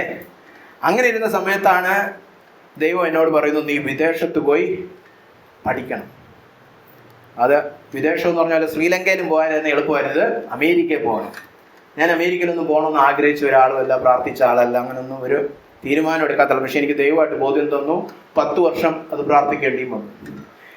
10 വർഷം കഴിഞ്ഞ് ഞാനിത് പ്രാർത്ഥിച്ച് എന്നോട് ദൈവം ഒരു ദിവസം പറഞ്ഞു, കയറി അപ്ലൈ ചെയ്യും. അങ്ങനെ അപ്ലൈ ചെയ്തപ്പം തുറന്നു പറയണേ, എൻ്റെ ബാങ്കിൽ എത്ര രൂപ ഉണ്ടെന്ന് അറിയാമോ? 3000 രൂപയുള്ളായിരുന്നു. ഈ IT സേവിങ്സ് എല്ലാം തീർന്ന് 3000 രൂപ. അപ്പം ഞാൻ എപ്പോഴും കർത്താവിനോട് 3000 രൂപ കൊണ്ട് ഈ വിസ എടുക്കുന്ന സ്ഥലത്ത് പോയി തോക്കാൻ പോലും പറ്റത്തില്ല. അല്ലേ? 3000 രൂപ കൊണ്ട് പോയവർക്കറിയാം. അല്ലേ? അങ്ങനെ ഇരുന്നപ്പോഴാണ് ദൈവമായിട്ട് എനിക്ക് ഒരു കുടുംബത്തെ ഒരുക്കി തന്നത്. അന്ന് രാത്രി അമേരിക്കയിൽ നിന്ന് ആ കുടുംബം ഫോൺ വിളിച്ചിട്ട് പറഞ്ഞു, കഴിഞ്ഞ ഒരാഴ്ചയായിട്ട് ഞങ്ങൾക്ക് വല്ലാത്ത ഭാരം. നിങ്ങൾ എപ്പോഴും പറഞ്ഞിട്ടുണ്ടല്ലോ നിങ്ങളിങ്ങനെ പഠിക്കാനൊക്കെ വരുമെന്ന് അമേരിക്കയിൽ, എപ്പോഴാണെങ്കിലും ഒന്ന് അറിയിച്ചാൽ മതി, ഞങ്ങൾ പൂർണ്ണമായിട്ടും സ്പോൺസർ ചെയ്യുക. അവരോട് ഞാൻ ഒരിക്കൽ പോലും അയ്യോ സ്പോൺസർ ചെയ്യണേ, ഫണ്ട് റേസിങ് ചെയ്തേ എന്നൊന്നും പറഞ്ഞിട്ടില്ല. ഞാൻ ജോലി ചെയ്തത് ഒരു അമേരിക്കൻ IT കമ്പനിയാണ്. എനിക്ക് ഒരുപാട് വിദേശികളെ അറിയാം. അവരോടൊന്നും ഒരു രൂപയും ചോദിച്ചില്ല. കർത്താവിനോട് മാത്രം ചോദിച്ചു. കാരണം എൻ്റെ ബുദ്ധിമുട്ടൊക്കെയും മഹത്വത്തോടെ തൻ്റെ ധനത്തിനൊത്തവണ്ണം ക്രിസ്തയേശുവിൽ പൂർണ്ണമായിട്ടും തീർത്തു തരുന്നവൻ ഏതെങ്കിലും സായിപ്പല്ല, എൻ്റെ പിതാവായ ദൈവമാണ്. അതുകൊണ്ട് പ്രാർത്ഥിച്ചു, ദൈവത്തോട് മാത്രം പ്രാർത്ഥിച്ചു. കഴിഞ്ഞ ദിവസം ഞാൻ അവരോട് തന്നെ സംസാരിക്കുമ്പോൾ പറയായിരുന്നു, ഞാൻ ഇന്നത്തെ ഡോളർ റേറ്റ്, ഇന്നിപ്പം നമ്മുടെ രൂപ കൂപ്പുകുത്തി പോവാണല്ലോ, ഇന്നത്തെ റേറ്റ് വെച്ച് ഞാൻ എൻ്റെ അമേരിക്കയിൽ പോയി ഞാൻ സെമിനാരി പഠിച്ചിടത്തെ ട്യൂഷൻ ഫീസ് മാത്രം എത്ര ആവും നോക്കിയപ്പോൾ എത്ര ഉണ്ടെന്നറിയോ? 80 ലക്ഷം. വെറുതെ അവിടെ പോയി തോക്കണേ പോയി. ചുമ്മാ സ്കൂളിനകത്ത് കയറി ബെഞ്ചയിലിരുന്നു ദാണ്ട അവൻ തോറ്റു എന്ന് പറയണമെങ്കിലുള്ള ട്യൂഷൻ ഫീസ് മാത്രം പോരാ. അമേരിക്ക ജീവിക്കണമെങ്കിൽ ജീവിത ചെലവുണ്ടല്ലേ, വാടക കൊടുക്കണം, പിന്നെ ആഹാര സാധനങ്ങൾ മറ്റേത് മറിച്ചത് എല്ലാം വാങ്ങിക്കണം അല്ലേ. കുറഞ്ഞ പക്ഷം ഞാൻ പോയിരുന്ന കാലഘട്ടത്തിലൊക്കെ ഒരു 70,000 മുതൽ ഒരു 1 ലക്ഷം രൂപ മാസം ജീവിത ചെലവ് മാത്രമായിട്ട് പോകും. കാറിൻ്റെ ഇൻഷുറൻസ് മറ്റേത് മറിച്ചതെല്ലാം 1 ലക്ഷം രൂപ. പിന്നെ വേണം ജീവിക്കാൻ. 1 ലക്ഷം രൂപ അടച്ച കടബാധ്യതയൊന്നുമില്ല, ഒരുത്തനും ഒന്ന് കൊങ്ങയെ പിടിക്കത്തില്ലെന്ന്. പിന്നെ വേണം ജീവിക്കാൻ. അതൊന്നും ഈ കൂട്ടാതാണ് ഈ 78-80 ലക്ഷം ഈ പറഞ്ഞത്. കണ്ടോ, എനിക്ക് വേണ്ടി ദൈവം 3000 രൂപയും കൂടി ഞാൻ അമേരിക്കയിൽ പോയി തിരിച്ചു തന്നു. അപ്പൊ ഞാനിത് പറയുന്നത്, ഞാനിത് അനുഭവിച്ചറിഞ്ഞ ആളാണ്. ദൈവത്തിൽ വിശ്വസിച്ചാൽ ദൈവം പ്രവർത്തിക്കും. ഞാൻ ഈ വിശ്വാസവും കൊണ്ടാണ് തിരിച്ച് ഇന്ത്യയിൽ വന്ന് ഗ്രാമീണ ശുശ്രൂഷയിലേക്ക് ഇറങ്ങിയത്. അപ്പോൾ ഗ്രാമീണ ശുശ്രൂഷകന്മാരെല്ലാം വളരെ സാധുക്കളാണ്. അതിൽ ഒരു കഥ ഞാൻ പറയട്ടെ. ഒരു സഹോദരൻ, ഒരു ഇടയന് ചില തിക്താനുഭവങ്ങളിലൂടെ താൻ കഷ്ടപ്പെട്ട് വെച്ച ഒരു വീട് നഷ്ടപ്പെട്ടു. വേറെ ചിലർ വന്ന് കരുത്തോണ്ടങ്ങ് പോയി. അങ്ങനെ പുള്ളിക്ക് വീടെല്ലാം നഷ്ടപ്പെട്ട് പുള്ളി റോഡിൽ, അതായത് വഴിയോരത്തായി. പുള്ളി ഒരു തട്ടിക്കൂട്ടി ഒരു സ്ഥലത്ത് താമസിക്കുകയാണ്. ഒന്നുമില്ല, കറണ്ടില്ല, വെള്ളമില്ല, ബാത്റൂമില്ല, ഒന്നുമില്ലാത്തടത്ത് താമസിക്കണം. അപ്പോഴാണ് നമ്മൾ കണ്ടുമുട്ടുന്നത്. അപ്പോൾ അവർ പ്രാർത്ഥനയായി, ഞാനും പ്രാർത്ഥനയായി. ഞങ്ങൾക്ക് 2 പേർക്കും വ്യത്യസ്ത സാഹചര്യങ്ങളിൽ അന്യോന്യം പറയാതെ ഒരേ വാഗ്ദത്തം ദൈവം തന്നു. ഞാനത് വിളിച്ച ആ പാസ്റ്റർ പറഞ്ഞു, പാസ്റ്റർ കരഞ്ഞു, അയ്യോ ഞങ്ങൾക്ക് കഴിഞ്ഞ ദിവസം ഇതേ വാഗ്ദത്തം ദൈവം തന്നെ. അപ്പോൾ നമ്മൾ പറഞ്ഞു നമുക്ക് ഒരുമിച്ച് പ്രാർത്ഥിക്കാം. ഞങ്ങൾ ഒരുമിച്ച് ഉപവസിച്ച് ഒരു ആഴ്ച മുഴുവൻ ഇരുന്ന് പ്രാർത്ഥിച്ചു. ആ പ്രാർത്ഥന തീരുന്ന ഒരു ഞായറാഴ്ചയായിരുന്നു. ഉപവാസ പ്രാർത്ഥനയൊക്കെ തീർന്ന് പാസ്റ്ററിൻ്റെ സഭയിൽ പോന്നു. ഞാൻ ഇവിടം കണ്ടു വരാതിരിക്കുകയായിരുന്നു. രാവിലെ എഴുന്നേറ്റതും എനിക്ക് കരഞ്ഞുകൊണ്ട് അമേരിക്കയിൽ നിന്നൊരു സഹോദരൻ മെസ്സേജ് ഇട്ടിരിക്കുകയാണ്, സഹോദര എൻ്റെ കുറച്ച് പൈസയുണ്ട്, എനിക്ക് നിങ്ങളുടെ ഈ പറയുന്ന ഗ്രാമീണ ശുശ്രൂഷന് കൊടുക്കണം. അപ്പം ഈ ഗ്രാമീണ ശുശ്രൂഷകനെ കുറിച്ച് അറിയാമെങ്കിലും ഈ ഗ്രാമീണ ശുശ്രൂഷന് ഇത്ര പ്രയാസമുണ്ടെന്നൊന്നും ഈ സഹോദരൻ അറിഞ്ഞുകൂടാ. ദൈവമായിട്ട് ബോധ്യം കൊടുത്താണ്. അങ്ങനെ ആ സഹോദരൻ എത്ര രൂപ അയച്ചതെന്നറിയാം? 10 ലക്ഷം രൂപ. നമ്മൾ എന്ത് ചെയ്തു? വെറുതെ പ്രാർത്ഥിച്ചതേ ഉള്ളൂ. അപ്പൊ ഇത് നേരത്തെ പറഞ്ഞ പോലെ പ്രോസ്പെരിറ്റി അല്ല. കൊള്ളാലോ, ബേരാജ ബേ എന്നാ പിന്നെ കർത്താവ് ഒരു 10 കോടി പോരട്ടെ. 10 കോടി ആവശ്യമാണല്ലേ വരത്തുള്ളൂ, അല്ലാതെ നിങ്ങൾക്ക് കോടിപതി ആകാനൊന്നും ദൈവം തരാൻ പോകുന്നില്ല. കാരണം പണം ആപത്താണ്. നമ്മുടെ ആത്മീയത കെടുത്തിക്കളയാൻ അത് മതി. ദ്രവ്യാഗ്രഹം കടന്നു വന്നു കഴിഞ്ഞാൽ ദൈവത്തോടുള്ള ഭക്തി പോകും. ഇതാരും തെറ്റിദ്ധരിക്കരുത്. പണം ഉണ്ടാക്കാനുള്ള പരിപാടിയല്ല. ഈ വാക്യം എടുത്ത് അങ്ങനെ പ്രസംഗിക്കുന്നവരൊക്കെ ഉണ്ട്. ഞാൻ അതല്ല ഈ പറയുന്നത്. എൻ്റെ അനുഭവം വെളിച്ചത്തിൽ ഞാൻ പറയാം. നമ്മുടെ ആവശ്യം നാളെ 1 രൂപയാണെങ്കിൽ അത് ദൈവം തരും. മറ്റന്നാ 1 കോടിയാണെങ്കിൽ ആ 1 കോടിയും ദൈവം തരും. ആവശ്യമാണെങ്കിൽ, ദൈവഹിതപ്രകാരമാണെങ്കിൽ. എൻ്റെ ജീവിതത്തിൽ അതായതുകൊണ്ടാണ് അത് തന്നത്. അല്ലെങ്കിൽ ദൈവം തരത്തൊന്നുമില്ല. ഇപ്പൊ കോടിയൊന്നും ഇല്ല കേട്ടോ. ചില സമയത്ത് ദൈവം ഒന്നും തരത്തില്ല. ഞാൻ കണ്ടിട്ടുണ്ട്. 1 രൂപയില്ല. അയ്യോ, ആർക്കും അറിയത്തില്ല പുറത്ത് എങ്ങനെ എന്ത് കഷ്ടപ്പെട്ടായി പോകുന്നത്. ഈ കഴിഞ്ഞ വർഷം അവസാനം എനിക്ക് അങ്ങനെ ഒരു അനുഭവം ഉണ്ടായി. ഞാൻ ഒരാഴ്ച 10ഉം 20ഉം മീറ്റിംഗ് പ്രസംഗിക്കാൻ പോയി. ഒരിടത്തും ഒരാളും 1 രൂപ പോലും തന്നില്ല. ഞാനാണ് ചോദിക്കത്തില്ല, എനിക്ക് പൈസ തന്നാലേ പ്രസംഗിക്കത്തോന്ന് വാദിക്കുന്ന ആളല്ല. പക്ഷെ ദൈവം തന്നില്ല. അപ്പോൾ ഓരോ ദിവസവും തള്ളി നീക്കി പെട്രോളൊക്കെ കുറയുന്ന അല്ലേ. അവസാനം ഈ അവസാനത്തെ ഞായറാഴ്ച ഞാൻ ശുശ്രൂഷിക്കാനായിട്ട് നമ്മുടെ കോളത്തെ ബിനുപ്പാസിനാണ് പോയത്. അവിടെ പോകുന്ന വഴി മുഴുവൻ പ്രാർത്ഥന, കർത്താവേ ഇങ്ങനെ പോയാൽ അപകടമാണ് എൻ്റെ ജീവിതത്തിൽ. ഞാൻ ഈ ശുശ്രൂഷയിൽ ഇതൊക്കെ ഈ കഥയൊക്കെ പറഞ്ഞിട്ട് ഇപ്പോൾ ഒരു പൈസ ഇല്ലല്ലോ.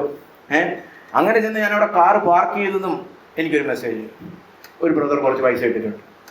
അത് കൊള്ളാമല്ലോ അല്ലേ. അത് വലിയൊരു എമൗണ്ട് ഒന്നുമില്ല, ചെറിയൊരു എമൗണ്ട് ആയിരുന്നു. പക്ഷെ അത് ആ സമയത്ത് ഭയങ്കര ധൈര്യമായിരുന്നു. എനിക്ക് പൈസ അയക്കുന്നവർക്കെല്ലാം അറിയാം ഞാൻ ഈ വേദഭാഗം അയക്കുന്നത്.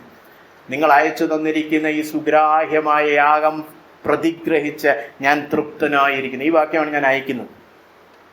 ഈ വേദഭാഗം എനിക്ക് അത്രയ്ക്ക് വേണ്ടപ്പെട്ടൊരു വേദമാണ്. അപ്പോൾ നമ്മുടെ വിഷയത്തിലേക്ക് കടന്നു വരാം. ഇവിടെ കണ്ടോ, ഫിലിപ്പ്യർ പൗലോസിനെ സാമ്പത്തികമായിട്ട് സഹായിച്ചപ്പോൾ പരിശുദ്ധാത്മാവ് അതിനെ വിവരിക്കുവാൻ ഉപയോഗിച്ചിരിക്കുന്ന വാക്ക് ഏതാണ്? കൂട്ടായ്മ. അതുതന്നെയാണ് എബ്രായ ലേഖനത്തിലും പരിശുദ്ധാത്മാവ് ഉദ്ദേശിച്ചിരിക്കുന്നത്. നന്മ ചെയ്യുവാനും കൂട്ടായ്മ ആചരിക്കുവാനും നിങ്ങൾ മറക്കരുത്, ഈ വക യാഗങ്ങളാലല്ലോ ദൈവം പ്രസാദിക്കുന്നത്.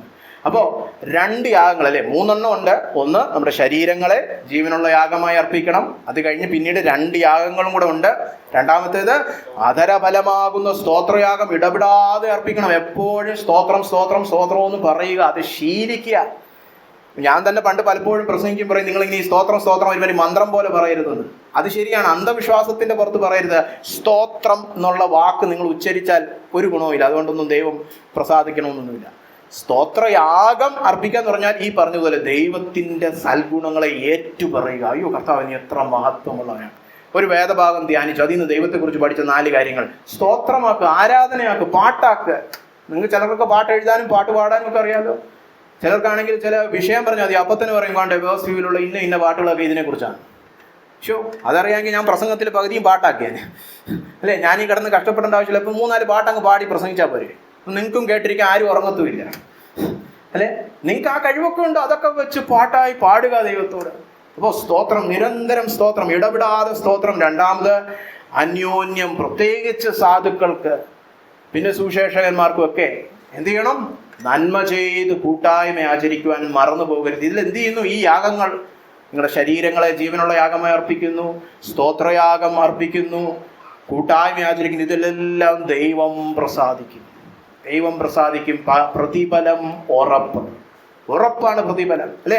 നമ്മൾ ഒന്നാമത് കണ്ടു, നമ്മുടെ ശരീരങ്ങളെ ജീവനുള്ള യാഗമായി അർപ്പിച്ചാൽ എന്താ പ്രതിഫലം? ദൈവഹിതം ഇന്നതെന്ന് തിരിച്ചറിയാൻ പറ്റും. ഇന്ന് പലർക്കും ദൈവഹിതം അറിയണമെങ്കിൽ വേറെ പലർക്കും പോകണം. മറ്റേ വിശുദ്ധൻ, പാസ്റ്റർ വിശുദ്ധനാണ്, പുള്ളിക്ക് ദൈവഹിതം തിരിച്ചറിയാം, പുള്ളി പോയി പറഞ്ഞാൽ നമുക്കറിഞ്ഞൂടാ ദൈവഹിതം. അങ്ങനല്ല, നമുക്ക് ദൈവഹിതം ഇന്നതൊന്ന് തിരിച്ചറിയുവാൻ പറ്റും അല്ലെ. എങ്ങനെ? വിശുദ്ധിയിൽ നടന്നാൽ, ശരീരത്തെ യാഗമായി അർപ്പിച്ചാൽ അല്ലെ, സ്തോത്രയാഗം അർപ്പിക്കുക, അതുപോലെ കൂട്ടായ്മ ആചരിക്കുക. ഇവിടെ പറഞ്ഞിരിക്കുക കേട്ടോ, നിങ്ങളുടെ ബുദ്ധിമുട്ടെല്ലാം ദൈവത്തിന് മാറ്റുവാൻ കഴിയും. അപ്പോൾ ഇന്ന് നമ്മൾ വളരെ പ്രായോഗിക ജീവിതത്തോട് ഏറ്റവും അടുത്തു നിൽക്കുന്ന ചില വിഷയങ്ങളാണ് ചിന്തിച്ചത്. ദൈവം വിശ്വസ്തനാകുന്നു. ഞാൻ എൻ്റെ സാക്ഷ്യവും കൂടെ ചേർത്ത് പറഞ്ഞതാണ്. ദൈവം എൻ്റെ ജീവിതത്തിൽ ചെയ്ത കാര്യമായതുകൊണ്ടാണ് ഞാൻ ഇത്ര ഉറപ്പിച്ച് അത് പറഞ്ഞത്. ഇവിടെ ഇരിക്കുന്ന ആർക്കൊക്കെയോ അത് ഗുണമായെന്ന് ഞാൻ വിശ്വസിക്കുന്നു. നിങ്ങളുടെ ജീവിതത്തിൽ നിങ്ങൾ എന്തെങ്കിലും പ്രയാസത്തിൽ കൂടെ പോകുന്നുണ്ടെങ്കിൽ ദൈവത്തിൽ വിശ്വസിക്കുക. അവൻ്റെ മഹിമാതനത്തിനൊത്തവണ്ണം നിങ്ങളുടെ ബുദ്ധിമുട്ടുകളെ പൂർണ്ണമായിട്ടും തീർക്കുവാൻ അവൻ മതിയായവൻ. ഒരു കാര്യം കൂടെ ഞാൻ പറഞ്ഞുകൊള്ളട്ടെ, അതൊരു സാക്ഷ്യമായിട്ട് പറയണല്ലോ, നിഗളിക്കാൻ വേണ്ടി പറയല്ല. ഞാൻ ശുശ്രൂഷ ഇറങ്ങി ഇത്രയും വർഷമായിട്ടും ഇന്ന് വരെ ഞാനൊരു കടത്തിലുമില്ല, ഒരു ലോണും എടുത്തിട്ടില്ല, ആരോടും പൈസ ചോദിച്ചിട്ടുമില്ല ഇന്ന് വരെ. ഇപ്പോൾ ചിലരൊക്കെ പറയുന്നു, അയ്യോ IT ജോലിയും കളഞ്ഞിട്ട് ശുശ്രൂഷയ്ക്ക് ഇറങ്ങിയാൽ തെണ്ടിപ്പോവും. ഒരു തെണ്ടിപ്പോലും ഇല്ല. ഏത് എംപ്ലോയറെക്കാളും നല്ല എംപ്ലോയറാണ് ദൈവം. ദൈവത്തെ പോലെ സേവിക്കാൻ പറ്റിയ മുതലാളി വേറെ ആരുമില്ല. ഏത് IT കാരനായാലും ചിലപ്പോൾ നാളെ കോവിഡ് വരുമ്പോഴും ഇതൊക്കെ വരുമ്പോൾ കുലുക്കും അല്ലേ. ഇന്ന് വരെ ഞാൻ കടത്തിപ്പെട്ടിട്ടില്ല, കടത്തിന് ചോദിച്ചിട്ടില്ല, ലോൺ എടുത്തിട്ടില്ല. എന്ന് പറഞ്ഞാൽ ഇവനെന്തോ ലോൺ ഉണ്ടാക്കി, ഞാൻ പറഞ്ഞില്ലേ കോടികൾ ചെലവാക്കി പോയ ആളാണ്. എനിക്ക് ആവശ്യങ്ങളൊന്നുമില്ല, ഇയാൾക്കൊരു 10 പൈസയുടെ ആവശ്യമില്ല, അപ്പൊ പിന്നെ ലോൺ എടുത്തില്ലെന്ന് പറയുന്നതിൽ വലിയ മഹത്വമൊന്നുമില്ല. അങ്ങനല്ല. ഞാൻ പറഞ്ഞില്ലേ, ഞാൻ പോയിടത്ത് ട്യൂഷൻ ഫീസ് മാത്രമാണ് 80 ലക്ഷം, പിന്നെ വേണം ജീവിക്കാൻ. അപ്പോൾ ആവശ്യങ്ങളൊക്കെ ഉണ്ടായിട്ടുണ്ട്, പല വിധത്തിലുള്ള പ്രയാസങ്ങളും കണ്ടിട്ടുണ്ട്. മറ്റുള്ളവരുടെ ജീവിതത്തിൽ പ്രയാസങ്ങൾ, അവിടെയും ദൈവം പ്രവർത്തിക്കുകയാണ്. അപ്പോൾ അതുകൊണ്ട് നിങ്ങൾ ആരും ദുഃഖിച്ചു പോകരുത്. എപ്പോഴും നമ്മൾ നേരത്തെ സങ്കീർത്തനത്തിൽ വായിച്ചുപോലെ എല്ലായ്പ്പോഴും ദൈവത്തെ സ്തുതിക്കുക. ഈ ബുദ്ധിമുട്ടിന്റെ നടുവിലും സ്തുതിക്കുക. ദൈവം വഴിയൊരുക്കും. ദൈവം വിശ്വസ്തനാണ്. അവൻ വാഗ്ദത്തങ്ങൾ നിറവേറ്റുന്നവൻ തന്നെയാണ്. നമുക്ക് കണ്ണുകളടച്ച് ദൈവത്തോട് ഒരു നിമിഷം ഈ വചനത്തിന്റെ വെളിച്ചത്തിൽ പ്രതികരിക്കാം. നമ്മൾ രാവിലെ വന്നപ്പോൾ തന്നെ പാട്ടുപാടിയായിരുന്നു. എൻ്റെ യേശുവിൻ്റെ സന്നിധിയിൽ എന്നും ഞാൻ ഗീതങ്ങൾ പാടും, എൻ്റെ നാമത്തെ ഞാൻ ഉയർത്തും എന്നൊക്കെ. അതുതന്നെ ആയിരിക്കട്ടെ നമ്മുടെ പ്രതികരണം. ഞങ്ങളെ സ്നേഹിക്കുന്ന വലിയവനായ കർത്താവേ, യേശു ക്രിസ്തുവിന്റെ നാമത്തിൽ ഈ പ്രാർത്ഥന കേൾക്കണമേ. ഞങ്ങൾക്ക് സ്വന്തം രക്തം ചീന്തി രക്ഷിക്കുവാനായിട്ട് ഭൂമിയിൽ കടന്നു വന്ന വിശ്വസ്തനായ നല്ലവനായ ഒരു മഹാപുരോഹിതനെ നൽകിയിരിക്കാൻ സ്തോത്രം. അവൻ മുഖാന്തരം അങ്ങയുടെ നാമത്തെ ഏറ്റുപറയുന്ന അധരബലമാകുന്ന സ്തോത്രയാഗം എപ്പോഴും അർപ്പിപ്പാൻ ഞങ്ങളെ പ്രാപ്തരാക്കണമേ. കർത്താവെ, പലപ്പോഴും ഞങ്ങളുടെ നാവിനെ കൊണ്ട് ഞങ്ങൾ വേണ്ടാത്തത് സംസാരിക്കാനും പറയാനും വിധിക്കാനും ഏഷണി പറയാനും വഴക്കുണ്ടാക്കാനും അധിക്ഷേപിക്കാനും ഒക്കെ ഉപയോഗിക്കുന്നത്. കർത്താവ്, ഞങ്ങളോട് പൊറുക്കണമേ. ഞങ്ങളുടെ നാവിനെ കടിഞ്ഞാണിട്ട് സൂക്ഷിപ്പാൻ ഒരു മനുഷ്യനും കഴിയാത്ത ഈ പ്രവൃത്തി ചെയ്യുവാൻ പരിശുദ്ധാത്മ നിറവ് പകർന്നു തരണമേ എന്ന് പ്രാർത്ഥിക്കുന്നു കർത്താവെ. എന്നിട്ട് വചനത്തിൽ പറഞ്ഞിരിക്കുന്നത് പോലെ ആത്മനിറവോടെ ദൈവവചനം ഞങ്ങളുടെ ഹൃദയങ്ങളിൽ ഐശ്വര്യത്തോടെ വസിക്കുമ്പോൾ ഞങ്ങളുടെ വായിൽ നിന്ന്, ഞങ്ങളുടെ അധരങ്ങളിൽ നിന്ന് വരുന്ന ഫലം കർത്താവെ സ്തുതി സ്തോത്ര യാഗങ്ങളായിരിക്കട്ടെ. അങ്ങയുടെ നാമത്തെ എപ്പോഴും സന്തോഷത്തോടെ ഏറ്റുപറഞ്ഞ് ആരാധിക്കുന്ന മഹത്വീകരിക്കുന്ന അധരങ്ങൾ ഞങ്ങൾക്ക് പകർന്നു തന്നാട്ടെ കർത്താവെ. ഞങ്ങളെപ്പോഴും സന്തോഷ അധരങ്ങളോടെ അങ്ങേ വാഴ്ത്തുന്ന, ആരാധിക്കുന്ന, പ്രശംസിക്കുന്ന, പുകഴ്ത്തുന്ന ഒരു ജനമായിരിക്കട്ടെ എന്ന് പ്രാർത്ഥിക്കുന്നു കർത്താവെ. അത് ഞങ്ങളുടെ ഭവനങ്ങളിലും ഞങ്ങളുടെ വേല ചെയ്യുന്നിടത്തും എല്ലാ അന്തരീക്ഷത്തെ തന്നെ മാറ്റിമറിക്കുന്ന രീതിയിൽ ഇത്ര സന്തോഷമുള്ളൊരു ദൈവമക്കൾ ഇവരെന്തുകൊണ്ടെന്ന് മറ്റുള്ളവർ ചോദിക്കത്തക്ക രീതിയിൽ കർത്താവെ ഒരു രൂപാന്തരം ഉളവാകണമെന്ന് പ്രാർത്ഥിക്കുന്നു കർത്താവെ. എപ്പോഴും കുറ്റവും പരിഭവവും കർത്താവെ ഏഷണിയും ദേഷ്യവും കോപവും മാത്രം പറഞ്ഞുകൊണ്ടിരിക്കുന്ന ഞങ്ങളുടെ അധരങ്ങളിൽ നിന്ന് കർത്താവെ അതെല്ലാം നീക്കിയേച്ച് കർത്താവ് ഞങ്ങളുടെ വചനം പറയുന്നത് പോലെ ഇടപെടാതെ സ്തോത്രം അർപ്പിക്കുവാൻ, എപ്പോഴും ആരാധിക്കുന്നവരാകുവാൻ, ദൈവഭക്തന്മാരാകുവാൻ, ദൈവത്തെ പുകഴ്ത്തി പാടി നടക്കുന്നവരാകുവാനുള്ള ഭാഗ്യം ഞങ്ങൾക്ക് ഏവർക്കും പകർന്നു തരണമേ.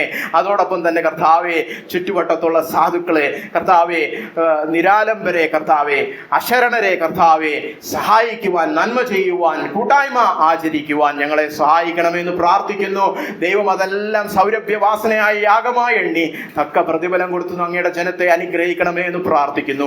ഇന്ന് കടന്നു വന്നിരിക്കുന്നവരാരെങ്കിലും കർത്താവെ അവരുടെ ജീവിതത്തിലുള്ള ബുദ്ധിമുട്ടുകളെ ചൊല്ലി ഭാരപ്പെട്ടിരിക്കുന്നെങ്കിൽ കർത്താവെ, ഇന്ന് ഞങ്ങൾ വായിച്ചു കേട്ട വാഗ്ദത്തത്തിന്റെ വെളിച്ചത്തിൽ ഞങ്ങൾ അവർക്ക് വേണ്ടി പ്രാർത്ഥിക്കുന്നു.